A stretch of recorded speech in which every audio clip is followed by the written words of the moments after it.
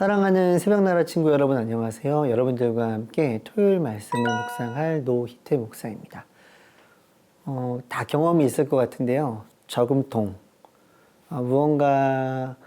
무언가를 사기 위해, 아니면 무언가를 얻기 위해, 또 아니면은 누군가를 돕기 위해 저금통에 적금을 한 적이 있을 것입니다.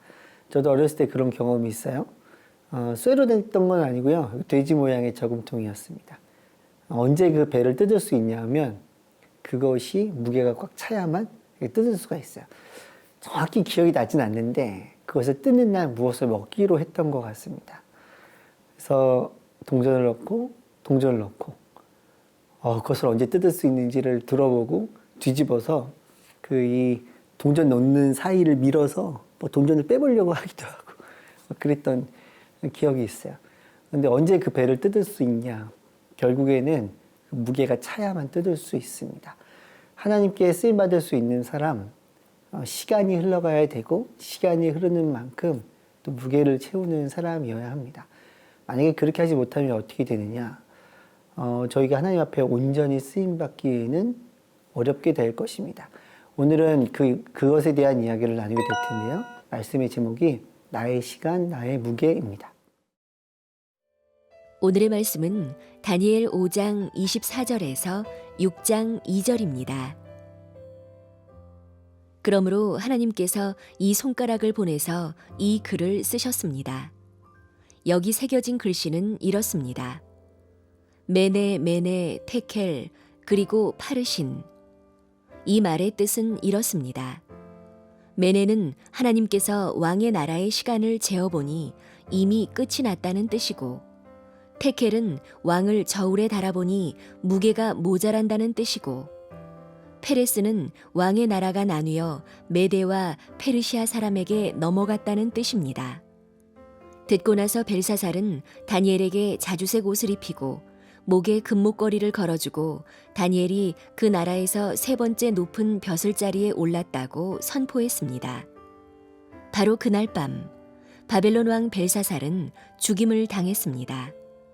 그리고 메대 사람 다리오가 그 나라를 차지하고 왕이 됐습니다. 다리오의 나이는 62세였습니다. 다리오는 자기가 생각한 대로 온 나라에 120명의 지방 장관을 세워 그 나라를 다스리게 했습니다.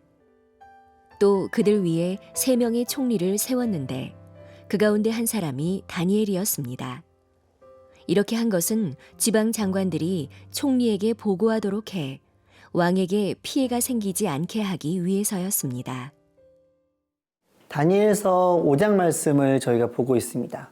어제 본문에서 살펴보았던 것처럼 예루살렘 성전에서 훔쳐온 금 그리고 은 그런 그릇에 술을 마시고 방탕해졌던 벨사살 왕에 대해서 우리는 보게 되었습니다. 그리고 그 앞에 글씨가 쓰여졌죠. 그리고 다니엘은 그가 얼마만큼 잘못했는지를 이야기를 하고 쓰여져 있는 글씨를 오늘 해석을 합니다. 25절 말씀입니다. 여기 새겨진 글씨는 이렇습니다. 메네메네 테켈 그리고 파르신. 그 뜻이 무엇인지를 몰랐어요. 이 단어가 아람어라는 그 언어입니다. 그리고 당시에 아람어는 모음이 없이 자음으로만 있었어요. 여러분들도 문자 보내다 보면 그렇게 돼 있잖아요. 이응, 지읒, 그러면 이제 인정. 그리고 이응, 기역, 리응, 이을, 그랬으면 이거래알, 이렇게 이응, 기역, 오키, 이제 그렇게 이제 여러분들 해석을 하는데 그것들을 할머니, 할아버지한테 보내면 이게 뭐냐? 이렇게 될 수 있어요. 근데 지금 벨사살 왕도 그것들에 대해서 하나도 모르고 있는 것입니다. 그래서 이제 요청을 했죠. 그래서 다니엘이 이제부터 해석을 합니다. 메네. 어원으로 올라가면 이렇게 계산하다 그런 뜻이지만 더 깊이 들어가면은 끝난다라는 뜻을 두고 있어요. 두 번째, 테켈. 이것도 마찬가지로 계산하다인데 더 깊이 있는 의미로 들어가면은 양을 채우지 못했을 때 계산하는 것을 뜻합니다. 그 파르신, 이거는 반을 의미합니다. 그래서 해석을 하면 메네는 끝난다. 테켈은 양을 채우지 못했다. 그 파르신은 반으로 갈라질 것이다. 바로 이 나라, 이 민족, 그 왕이 결국에는 끝나고 갈라진다라는 것입니다.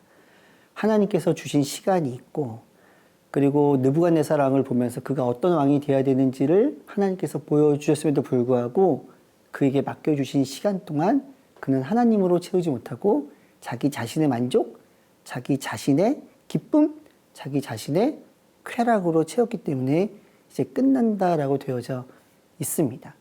그리고는 약속했던 것을 다니엘에게 줍니다. 해석을 했으니까요. 옷을 주고 또 금을 주고 또 그리고 세 번째로 높은 그 나라에서 관직을 줍니다. 여러분들 막 금목걸이하고 막 멋있는 거 있으면 막 플렉스 막 이렇게 할 수 있잖아요.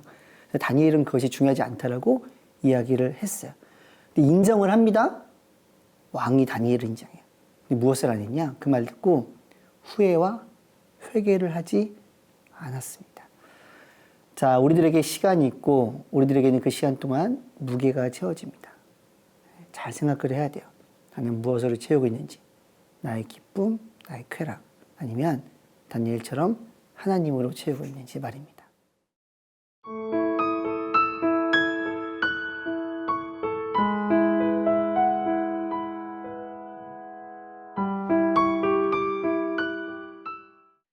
다니엘의 예언, 그 다니엘의 이야기를 듣고 얼마 지나지 않아 벨사살 왕은 죽게 됩니다.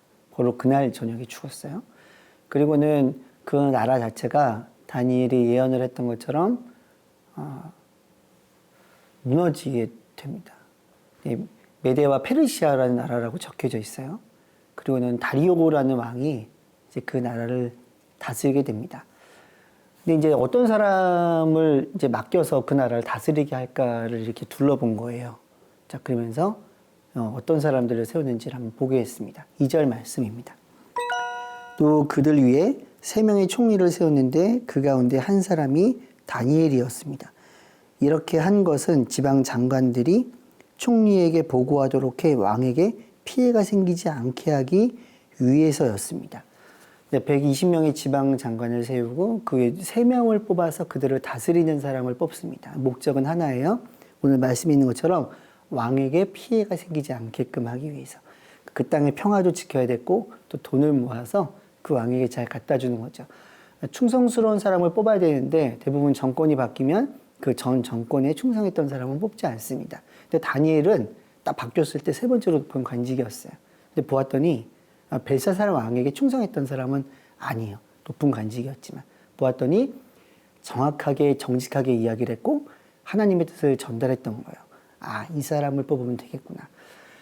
정직과 순결, 그게 왕 앞에서가 아니라 하나님 앞에서. 만약 벨사살 왕을 기뻐하기 위해서 그를 기뻐하는 이야기를 했다면 아마도 측근이 되어 처단되었겠죠. 하나님은 이런 사람들을 하나님의 역사를 위해 사용하십니다. 하나님 앞에서 정직하고 하나님 앞에서 순결한 사람. 여러분들이 그런 사람이 되어 오늘 하루를 살아가며 정직과 순결로 사람들에게 하나님을 보여주는 통로가 되기를 축복합니다. 기도하겠습니다. 하나님, 오늘 우리는 다니엘의 용기와 또 다니엘의 정직함과 다니엘의 순결을 보게 되었습니다. 다니엘에게 맡겨주신 시간 동안 다니엘은 그것들로 하나님께서 맡겨주신 저금통을 채웠고 또 하나님의 때에 하나님의 뜻에 맞게끔 사용되기 시작하는 것들을 보게 됩니다. 사랑하는 우리 친구들 너무 빨리 저금통을 뒤집지 말게 하시고 정직과 순결과 하나님께서 주신 열정과 도전으로 하나님의 일을 잘 준비해 나가며 감당하며 나가는 친구들, 또한 그것을 준비하는 오늘 하루가 되게 인도하여 주시옵소서. 예수님의 이름으로 기도드렸습니다. 아멘.